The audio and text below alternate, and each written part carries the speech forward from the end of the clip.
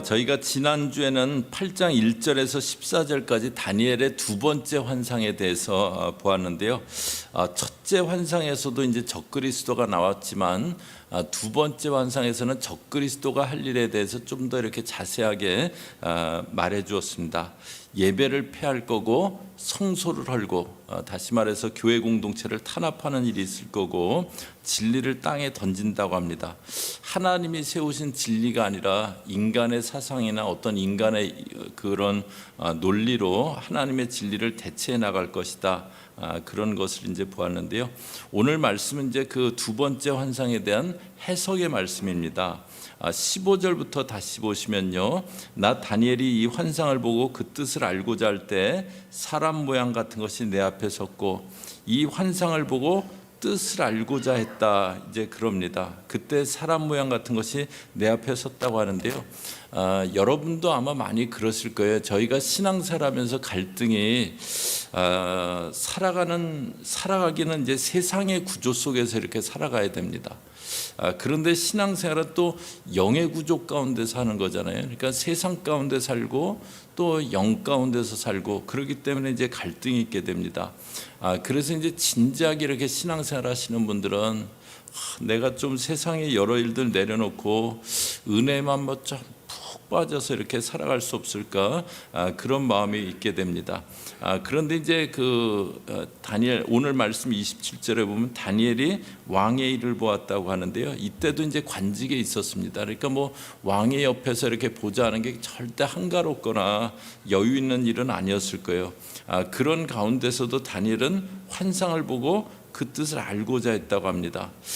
이렇게 신앙생활하고 저희들 어떤 그 세상의 구조 가운데서 삶을 살아가고 그걸 이렇게 병행하는 게 쉽지는 않습니다. 때로는 갈등되기도 하는데요.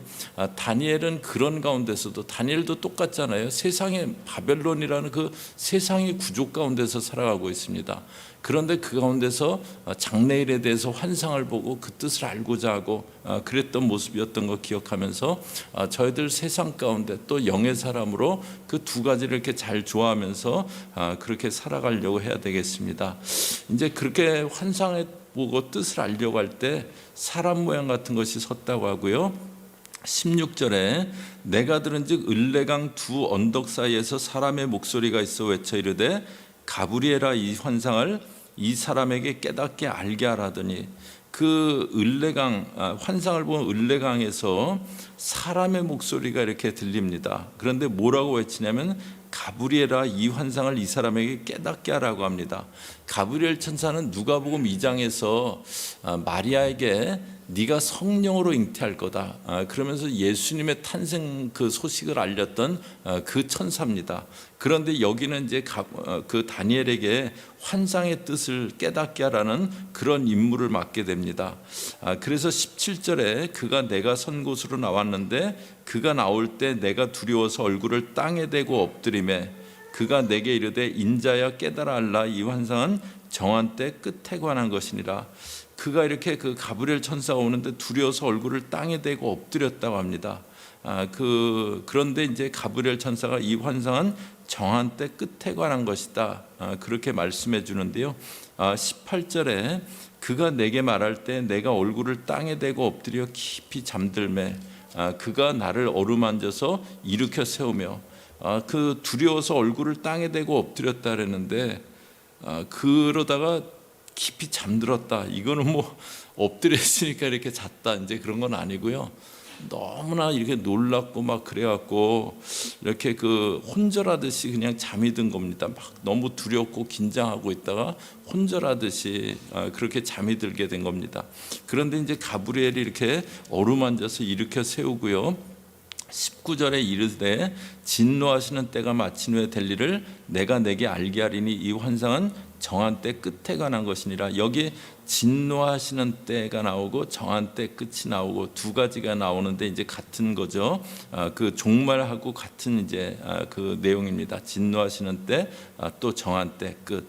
그러면서 이제 환상에 대해서 설명해 줍니다. 20절에 내가 본 바 두 뿔 가진 순양은 곧 메데바사 왕들이요 21절 털이 맞은 순염소는 헬라 왕이요 22절에 이 뿔이 꺾이고 그 대신에 네 뿔이 났은즉 그렇게 헬라가 이제 그 알렉산더가 죽고 네 개의 나라로 나눠진 거 그것을 얘기하는데요.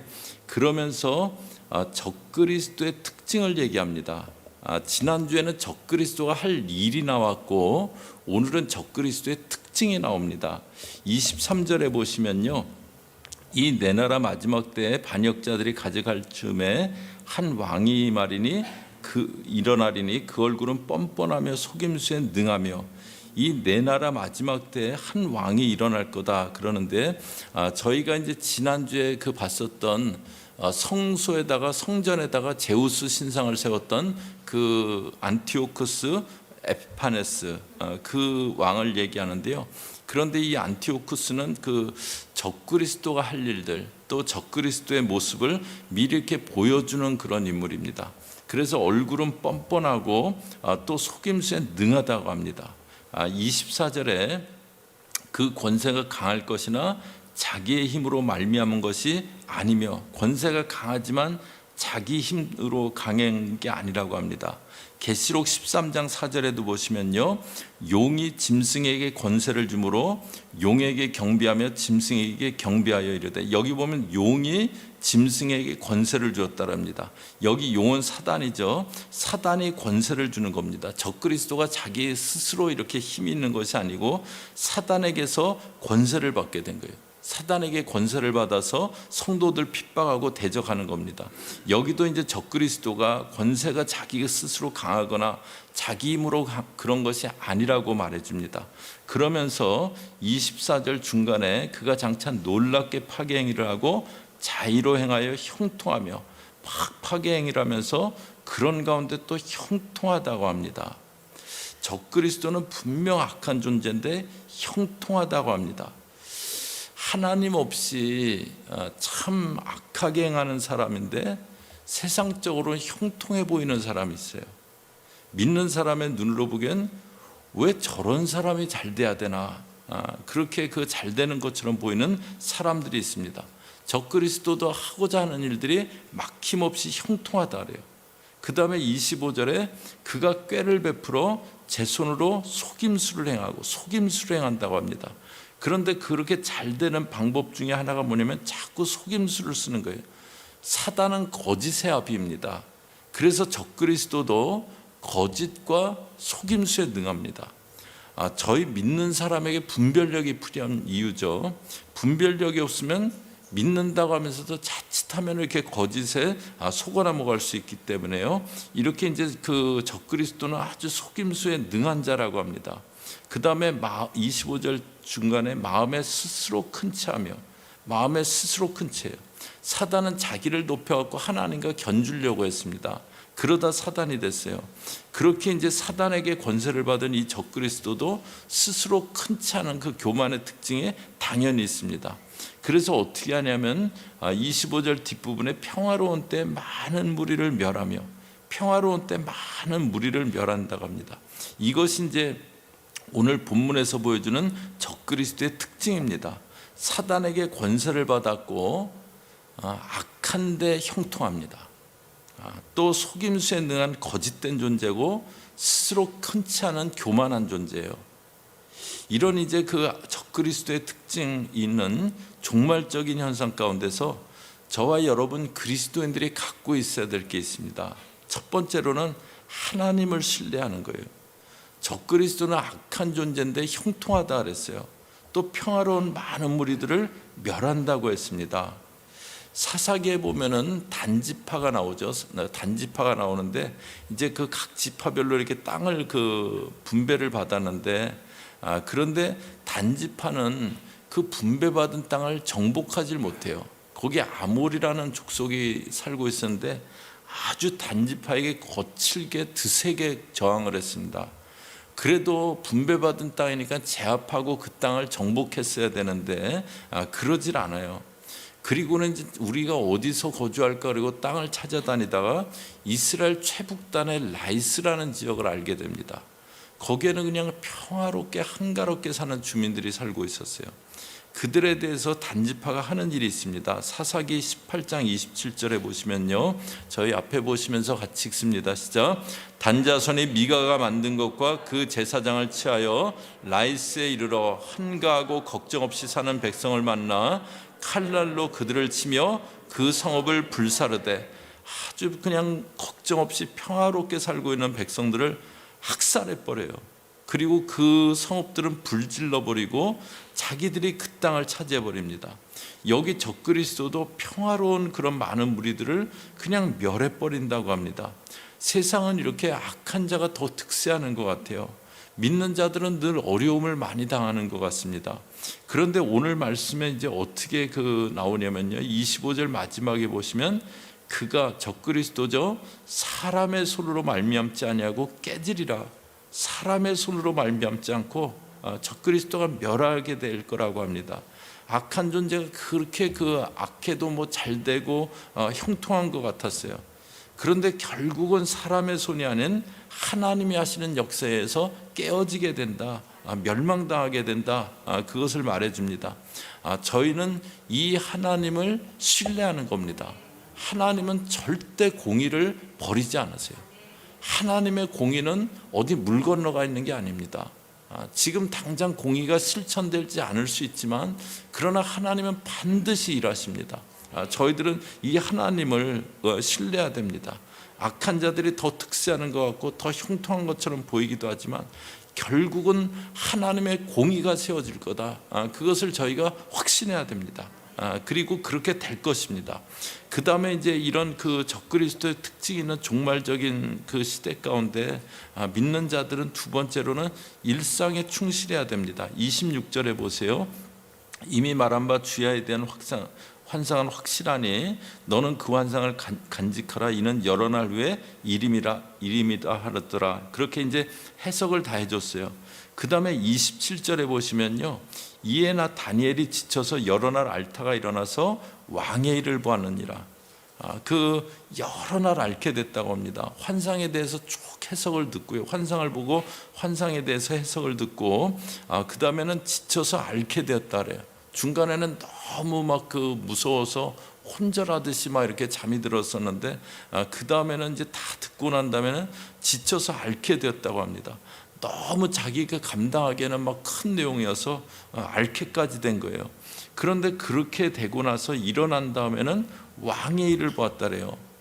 지금 다니엘이 앞으로 일어날 미래에 대한 엄청난 계시를 받습니다. 그렇게 난 이제 일상적인 삶은 살지 않겠다, 그런 게 아니었어요. 앓다가 일어나자 다시 자기 직무에 또 자기 일상에 복귀를 합니다. 보통 이제 잘못된 이달이나 종말론자들은 어떤 특별한 것을 알게 되었다, 그렇게 얘기하면서 그동안 있던 삶들 정리하고 재산은 바치고 그리고 일상적이지 않은 삶을 살게 만드는 경우가 많습니다. 그런데 성경에서 얘기하는 거는요, 종말의 때라고 저희가 따로 특별하게 살아야 된다, 그렇게 말하지 않습니다. 데살로니가후서 2장에 보면은요, 형제들아 우리가 너에게 구하는 것은 우리 주 예수 그리스도의 강림하심과 우리가 그 앞에 모임에 관하여, 2절 말씀은 같이 읽습니다. 시작. 영으로나 또는 말로나, 2절입니다. 읽습니다. 시작. 영으로나 또는 말로나 또는 우리에게서 받았다는 편지로나 주의 날이 이르렀다고 해서 쉽게 마음이 흔들리거나 두려워하거나 하지 말아야 한다는 것이라. 여기 보면은 우리 주 예수 그리스도 강림하심에 대해서 그랬는데요, 데살로니가 교회는 두 가지 질문이 있었어요. 예수님이 아직 재림하지 않으셨는데 지금 이미 세상을 떠난 성도들은 어떻게 되는 거냐, 이제 그 질문이 있었습니다. 그리고 또 종말에 대한 질문을 갖고 있었던 그런 교회였어요.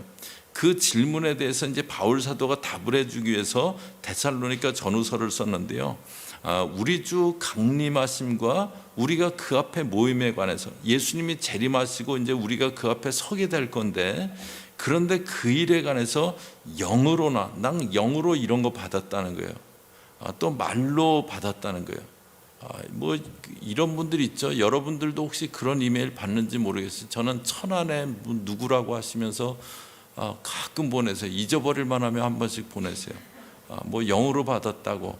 근데 여기 보면요, 영으로나 말로나 우리에게 받았다는 편지로나 주의 날이 이르렀다고 해서 쉽게 마음이 흔들리거나 두려워하거나 하지 말아야 한다는 것이라. 그런 걸로 마음이 흔들리지 말라고 합니다. 여기 흔들리지는 영어로 unsettle, 이렇게 마음이 계속 이렇게 좀 안정되지 못하고 막 흔들리는 거예요. 그렇게 되지 말라는 거예요. 두려워하고 불안해하면서 삶을 정상적으로 살아가지 못하고 그러지 말라는 겁니다. 그래서 예수님이 마태복음 24장에서 이제 종말의 징조에 관해 말씀하시면서요, 이런 말씀하세요. 마태복음 24장 40절 41절이요. 그때 두 사람이 밭에 있으며 한 사람은 데려가고 한 사람은 버려둠을 당할 것이요. 41절 같이 읽습니다.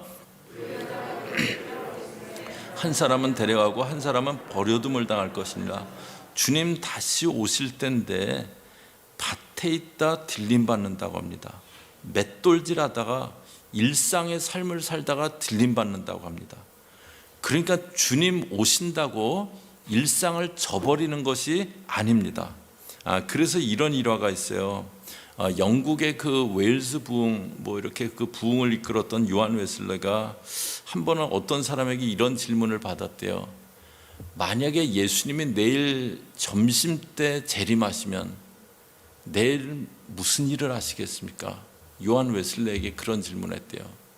그랬더니 요한 웨슬레가 자기 가방에서 이제 자기 이렇게 일정 적은 그 수첩을 이렇게 꺼내 갖고 내일은 이런 일이 적혀 있네요. 미리 이제 다 적혀 있는 일정이죠. 뭐 이거 이런 일 있고 이런 일 있고 이런 일 있고 그걸 읽어준 다음에 내일 이 일을 할 겁니다. 예수님 내일 점심 때쯤 재림하시면 내일 무슨 일 하시겠습니까? 그런데 나는 내가 하기로 돼 있던 그 일들 할 겁니다. 그렇게 답을 했대요. 예수님 내일 오시더라도 내일의 일상을 충실히 살고 있겠다는 거죠. 다니엘도 엄청난 환상을 봤어요. 그런데 그의 삶에 달라진 건 없습니다. 환상으로 인해서 알타가 회복되어서는 자기 일상으로 돌아갑니다. 자기 일상에 복귀합니다. 저희가 적그리스도의 특징이 있는 이 종말의 시대에 살아가면서 하나님을 신뢰해야 되고 하나님의 공의가 설 거다. 그거 신뢰하고 저희가 종말이라고 내 일상 때려치우고 이제 뭐 오실 때 가까웠는데 뭐 다 때려쳐. 그런 거 아니고 일상을 살다가 주님 맞는 겁니다. 그 다음에 마지막으로 세 번째는요, 27절 뒷부분에 보시면요, 내가 그 환상으로 말미암아 놀랐고 그 뜻을 깨닫는 사람도 없었느니라. 깨닫는 사람도 없었다래. 여기 깨닫는 사람이 없었다는 것은 다니엘이 막 얘기를 해줬는데 아무도 이해를 못하더라, 그런 뜻이 아니고요. 영어로는 그냥 beyond understanding이에요. 그냥 이해 밖에 있는 일이라고. 다니엘이 내가 환상도 보고 해석도 다 들었는데 그게 내 그 어떤 understanding, 이해할 수 있는 그 영역 밖의 일이다. 이제 그런 얘기를 합니다. 다니엘이 종말에 대한 환상을 자기가 본 거예요. 그리고 그 사람 같은 목소리가 가브리엘 천사에게 이 사람 다니엘에게 가서 이 뜻을 좀 깨닫게 하라고 그래서 해석까지 들었어요. 그런데 다니엘이 자기가 이해가 안 되는, 자기 이해 밖에 있는 일이었다고 해석까지 듣고도 그렇게 얘기를 합니다. 여기 이제 적그리스도를 나타내는 자로 소개되는 안티오코스는 다니엘 때부터 한 대략 400년 뒤의 인물입니다. 그리고 그를 통해서 종말의 때의 적그리스도의 모습을 말해주고 있어요. 다니엘이 이제 그거에 대해서 환상도 보고 해석도 들었는데, 그런데 400년 뒤의 일, 또 종말의 일, 그걸 들었는데 이게 뭔지 다니엘이 이때는 아직 모르는 거예요. 저희가 종말에 대해서 다 이해하지는 못합니다. 이거 굉장히 중요한 건데요. 종말에 대해서 저희가 다 이해하지 못합니다. 간혹 보면은 종말에 대해서 아주 디테일한 것까지 다 아는 것처럼 그렇게 말씀을 전하시는 그런 경우들도 있어요. 또 때와 기한은 아버지의 권한에 두셨다고 했는데요. 때에 대해서도 대략 예측이 될 수 있는 것처럼 말하시는 경우도 있으세요. 다니엘은 자기가 직접 환상도 보고 해석도 가브리엘 천사에게 직접 들었지만 내 이해로는 다 이해가 안 되는, 다 깨닫지 못했다고 합니다. 종말에 대해서는 저희가 속속들이 다 알 수는 없습니다. 시대적으로 일어나는 일들과 연관해서 종말에 대해서 다 아는 것처럼 말하고 그것은 조심해야 될 그런 모습이에요. 제가 이제 다니엘 이 환상 부분하고 계시록을 이제 이어서 해나갈 텐데요. 아주 특별한 내용을 하려고 생각하고 있지 않습니다. 그냥 다니엘서에서, 이 성경에서, 계시록에서 종말에 대해서 뭐라고 얘기하고 있는지 그걸 나누어 나갈 겁니다. 종말에 대해서 쓰여진 성경 말씀을 넘어서면서 자신은 뭔가 특별한 걸 아는 것처럼 말하는 경우에 대해서 잘 분별하셔야 됩니다. 이 종말은 다니엘이 환상을 다 보고 해석까지 들었지만 It was beyond my understanding. 내 이해 너머에 있는 일이다. 그렇게 고백하잖아요. 속속들이 다 알 수는 없습니다. 그런데 나는 뭔가 특별한 걸 아는 것처럼 말하는 경우에 대해서 주의해야 될 필요가 있습니다. 저희가 이제 7장하고 다니엘 7장 8장에서 다니엘이 본 두 가지 환상을 봤어요. 그러면서 말세 성도가 알고 있어야 되고 갖고 있어야 되는 자세들을 봤는데요. 전부 7가지입니다. 7장에서 다니엘이 환상을 보고 나서 번민했다고 합니다. 종말에 일어날 환난이 결코 쉬운 거 아니구나. 그걸 깨달았기에, 알게 되었기에 번민했다고 합니다. 저희가 당할 환난이 성도가 결국 승리하니까 그러면서 가볍게 생각할 일은 아니다라는 거 저희 보았었어요. 그 다음에 적그리스도가 제사를 폐하고 성소를 얼고 진리를 땅에 던진다. 그 말씀 통해서 저희가 예배와 교회와 말씀을 소중히 하자. 또 저희 신앙이 자립신앙 되어 나가자. 마음이 정해져 있어야 된다. 그거 봤습니다. 다니엘이 왕의 진미로 나를 더럽히지 않겠다 뜻을 정했던 것처럼 저희가 미리 마음이 이렇게 각오되어 있고 정해져 있지 않으면 갑자기 어떤 그 상황이 닥칠 때 우리 신앙이 확 요동칠 수 있다는 거 보았어요. 마음이 정해져 있자. 오늘 악한 세력이 형통하더라도 하나님 신뢰해야 된다는 것. 종말의 때라고 특별하게 살아가는 게 아니고 일상에 충실하게 살아가는 것. 그것이 종말의 삶을 살아가는 자세라는 것. 또 저희가 종말을 다 이해할 수는 없다는 것 보았습니다. 이렇게 7가지를 봤는데요. 종말의 때에 이제 저희 그리스도인이 알고 있어야 될, 또 갖고 있어야 될 그런 모습입니다. 오늘 이제 적그리스도의 특징 봤는데요.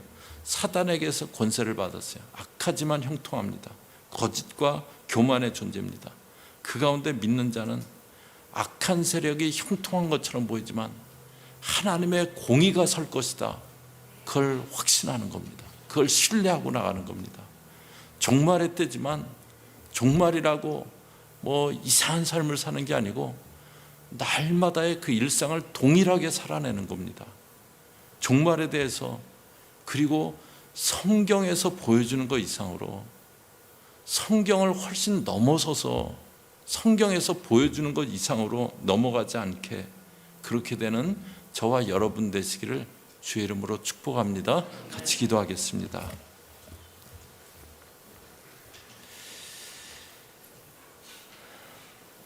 하나님, 오늘 저희가 적그리스도의 특징을 보았습니다.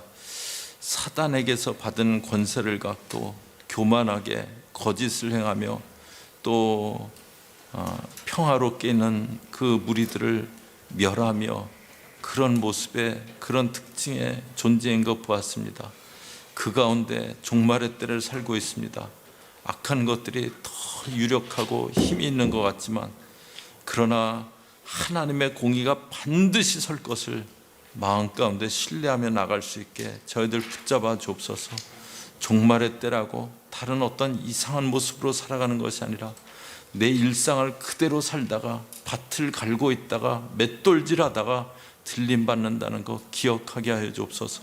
하나님, 저희가 종말이라고 해서 어떤 특별한 이론이나 어떤 특별한 그 이야기들 거기 빠지지 않게 하시고, 저희가 성경에서 보여주는 그 범위 이상으로 넘어가지 않게 건강하고 또 잘 그렇게 준비된 그런 신앙의 모습 되어지게 저희들 붙잡아 주시옵소서.